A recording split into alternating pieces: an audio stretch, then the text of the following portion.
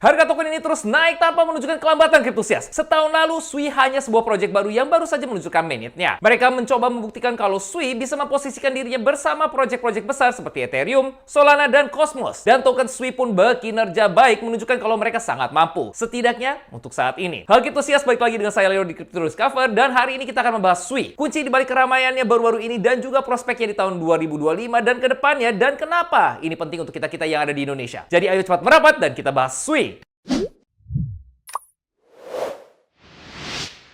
Di bulan April 2024, Sui meluncurkan konsol video game mereka, Sui Play OX1. Game handheld ini mendukung game Web 2 dan juga Web 3. Ini menunjukkan kepercayaan Sui kalau game akan membawa banyak pengguna baru ke dunia Web 3. Sui tidak hanya membuat game, tapi juga membangun infrastruktur yang mendukungnya. Sui percaya kalau platform yang ada saat ini tidak bisa menangani jutaan pemain yang memperdagangkan aset-aset mereka yang berharga di dalam game. Tapi dengan gerakan ini, mereka mencoba menjadi jaringan pertama yang memberi solusi tersebut dalam skala besar. Pre-order untuk Sui Play OX1 dibuka di akhir tahun 2024 dengan harga $599 dan diharapkan untuk dikirim di tahun ini. Dengan gerakan ini, Sui menjadi satu-satunya Layer 1 yang bersaing langsung dengan konsol game dalam usaha untuk mendorong pengadopsian blockchain secara luas. Tapi kenapa ini begitu penting untuk Indonesia? Karena Indonesia adalah salah satu pasar mobile gaming terbesar di Asia Tenggara, Cryptosias. Dan Sui memposisikan dirinya sebagai blockchain pilihan untuk game mobile. Kalau sebagian pemain tersebut terekspos ke Web3 lewat Sui, ini bisa mengubah pengadopsian kripto di sini lewat gaming. Selain itu, Sui juga menunjukkan kemampuannya di dunia DeFi. Pada tahun 2023, total value lock Sui hanya di $20 juta.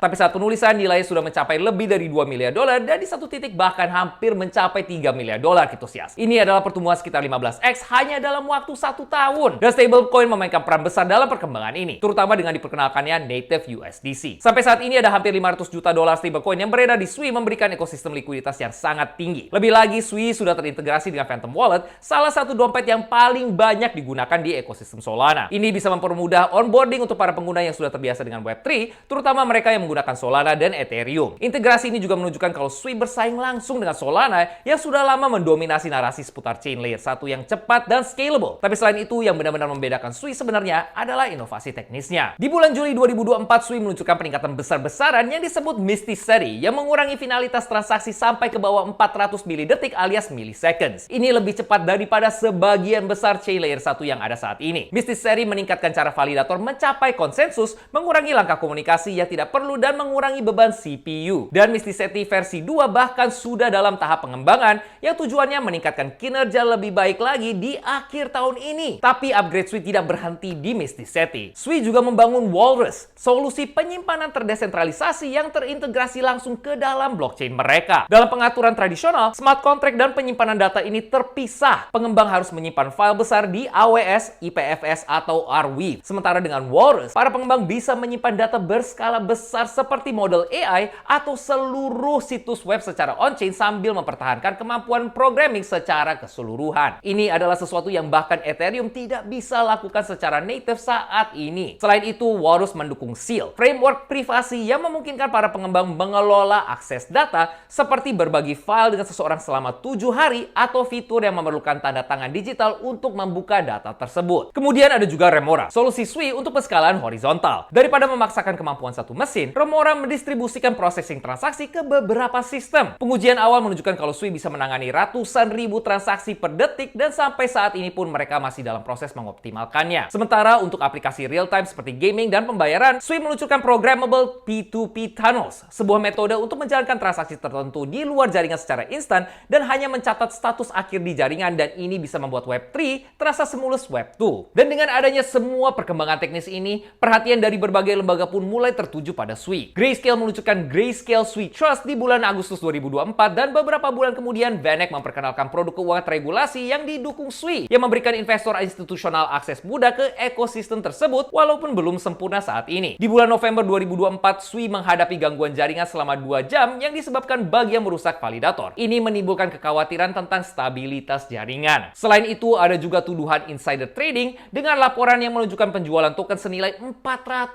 juta selama lonjakan harga. Sui membantah klaim tersebut dengan mengatakan kalau tidak ada penjualan yang dilakukan orang dalam di Miston Labs atau Sui Foundation. Sebaliknya, Sui menyatakan kalau dompet tersebut adalah milik mitra infrastruktur berdasarkan perjanjian penguncian alias lockup agreement. Namun, beberapa insiden ini menimbulkan kekhawatiran seputar tata kelola dan transparansi, terutama untuk para investor jangka panjang. Lalu, apakah Sui masih memiliki masa depan yang menjanjikan? Dari sudut pandang teknologi, iya. Sui dalam proses membangun salah satu ekosistem layer 1 tercanggih. Mereka berinovasi di level infrastruktur, mendorong batasan dalam gaming, penyimpanan, skalabilitas, dan sekarang UX real time. Sementara dari perspektif DeFi, mereka sudah berkembang menjadi miliaran dalam TVL dan mereka melakukannya dengan volume stablecoin nyata dan integrasi yang sah. Dukungan institusional pun terus berkembang dengan minat retail, terutama di kawasan seperti Asia Tenggara semakin meningkat. Tapi kalau Sui mau jadi mainstream, mereka harus mempertahankan kepercayaan dan stabilitas.